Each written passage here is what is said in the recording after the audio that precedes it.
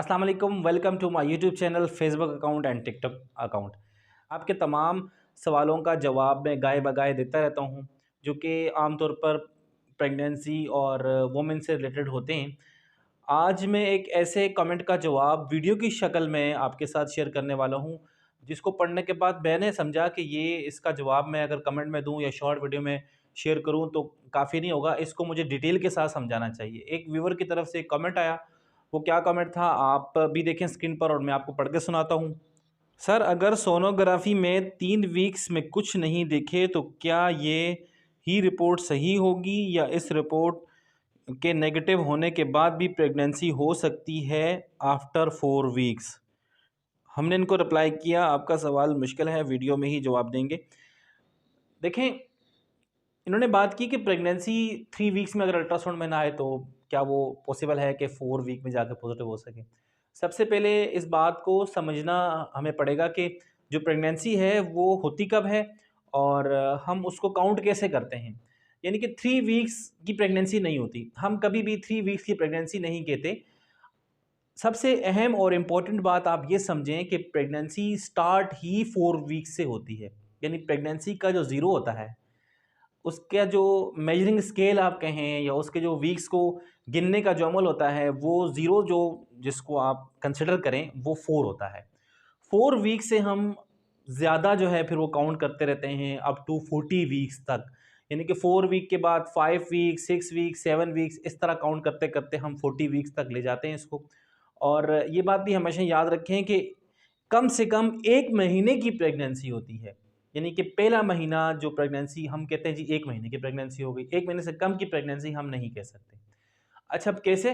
देखें, जो pregnancy as होती है हमें वो एग्जैक्ट मालूम नहीं हो सकती कि एग्जैक्टली प्रेगनेंसी एज क्या है, कितनी है। क्योंकि जो प्रेगनेंसी है वो आफ्टर ओवुलेशन, यानी कि औरतों के अंदर एक अमल होता है जिसमें उनकी अंडादानी से एक ओवम, एक अंडा निकल जाता है और फिर अगर इस दौरान वो हस्बैंड के साथ मिलती हैं तो ओवम और जो मेल स्पर्म होता है वो आपस में मिलने के बाद कंसेप्शन करते हैं, यानी कि प्रेगनेंसी हो जाती है। अब ये ओवुलेशन का पीरियड हमें मालूम है कि ये मिड ऑफ द साइकिल होता है। अब मिड ऑफ द साइकिल से क्या मुराद है? किसी भी फीमेल को आप ये समझें कि 28 डेज़ की साइकिल है उसकी, यानी कि हर महीने उसको जो माहवारी है, जो मेंस्ट्रुअल साइकिल है, वो 28 डेज़ बाद उसको दोबारा ब्लीडिंग स्टार्ट हो जाती है और हम इसको कहते हैं कि उसकी साइकिल 28 डेज़ की है। जिस फीमेल की साइकिल 28 डेज़ की होगी, ऐसे किसी की 30 डेज़ और किसी की 29, किसी की 32, किसी की 28 से कम 27, ऐसे भी हो सकती है। लेकिन आम तौर पर जो एक एवरेज साइकिल की ड्यूरेशन है वो 28 डेज़ ही है, 1 मंथ है पूरा। आप उसको चाँद का महीना कहें या जैसे भी आप उसको 28 दिन का ही महीना कहें, तो एक 28 दिन का पूरा महीना हर एक फीमेल की साइकिल फिक्स होती है। जिस फीमेल की साइकिल 28 डेज़ की होगी, उस फीमेल को ज़्यादा चांसेस होते हैं जो ओवुलेशन है, जो अंडा है, वो 14वें दिन निकले, मिड ऑफ द साइकिल। हम इसको कहते हैं मिड ऑफ द साइकिल, यानी कि पूरी साइकिल का जो हाफ होता है, जो आधा होता है, जितने दिन भी हों, किसी की साइकिल अगर 30 दिनों की है हमेशा से, तो उसका जो मिड ऑफ द साइकिल है वो 15 डेज़ होगा। ऐसे ही किसी की अगर 32 डेज़ की फॉर एग्जांपल है तो उसका mid of the cycle 16 days होगा। तो किसी भी फीमेल की जो साइकिल है ये डिपेंड करता है उसके मिड ऑफ द साइकिल के ऊपर कि वो कब होता है, उस दिन उसको ओवुलेशन हो जाती है। लेकिन इसमें एक शर्त ये आप अपने सामने रखें, आपको पता होनी चाहिए कि ये ओवम उसी फीमेल का निकलता है ओवरी से जो नॉर्मल होती है, जिसकी सारी चीज़ें नॉर्मल होती हैं, जिसकी साइकिल हमेशा से नॉर्मल होती है।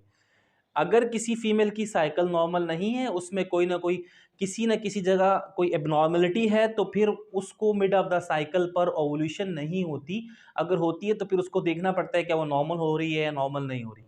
तो जो मिड ऑफ द साइकिल पर जब एवोल्यूशन हो जाती है, तो अगर उसी दिन उस ओवम के साथ, उस अंडे के साथ, यानी जो बेज़ा है, जो फीमेल की ओवरी से निकला है, उसके साथ अगर स्पर्म उसी दिन मिल जाए, तो अगर 14 डे पर ओवुलेशन हुई थी तो हम कहेंगे उसी 14 डे को प्रेगनेंसी हो गई।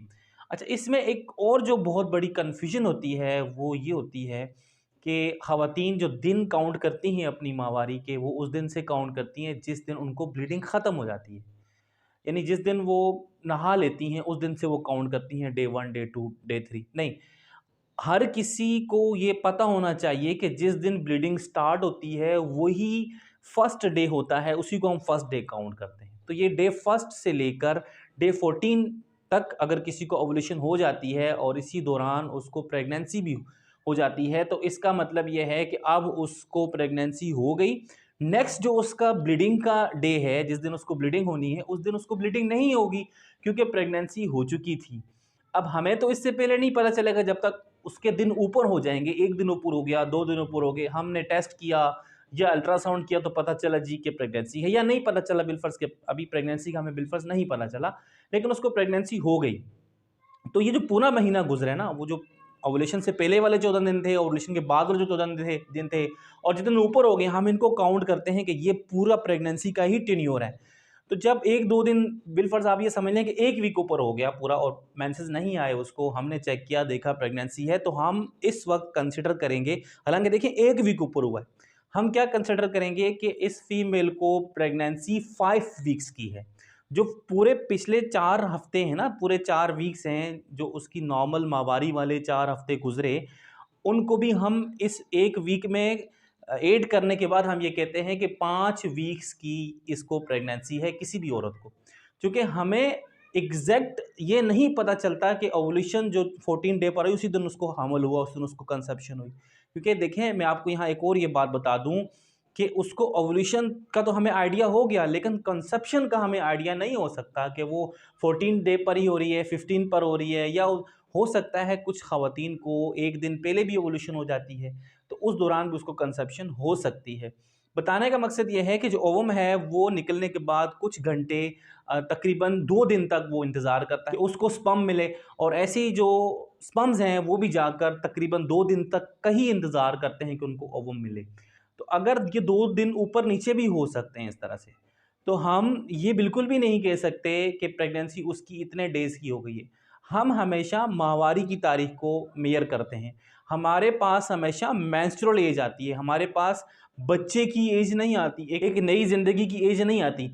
जो बात असल समझाने वाली है वो ये है कि अल्ट्रासाउंड या कोई भी टेस्ट बिल्कुल पॉजिटिव हो जाता है जैसे ही 1 दिन भी भले ऊपर हो जाए, क्योंकि प्रेगनेंसी हुए तो उस नेक्स्ट जो मेंसेस की डे होती है तब तक प्रेगनेंसी हुए कम से कम भी 2 वीक तो हो चुके होते हैं ना। तो उस दौरान अल्ट्रासाउंड पर या ब्लड टेस्ट पर कुछ ना कुछ इंडिकेशंस आ जाती हैं। हाँ, अलबत्ता अगर अल्ट्रासाउंड पे ना पता चल रहा हो या कंफर्म ना हो रहा हो और कोई सिम्पटम ना हो, इसके अलावा किसी किस्म की कोई अलामत ना हो, तो बिल्कुल चिल कर लेना चाहिए और रिलैक्स होने के बाद आप मज़ीद 2 महीने पूरा इंतज़ार करें और उसके बाद अल्ट्रासाउंड करवाएँ। अगर सब चीज़ें नॉर्मल होंगी तो अल्ट्रासाउंड में मालूम हो जाएँगी। लेकिन ये सब आप हमेशा याद रखा करें कि प्रेगनेंसी को हम 5 वीक से काउंट करना शुरू करते हैं। 5 वीक, 6 वीक, यानी 4th वीक पे हम काउंट करते हैं, क्योंकि अगर 1 दिन भी ऊपर हो जाता है तो हम कहते हैं 4 वीक की प्रेगनेंसी हो गई है। जो पूरे उसकी माहवारी वाला जो पूरा पिछला जो साइकिल होती है, जो पिछला महीना होता है, हम उसको 7 काउंट करते हैं प्रेगनेंसी के। अब अगर आपको कुछ मज़ीद समझना हो, कुछ चीज़ आपको समझ में ना आई हो, तो आप कमेंट करके मुझसे पूछ सकते हैं।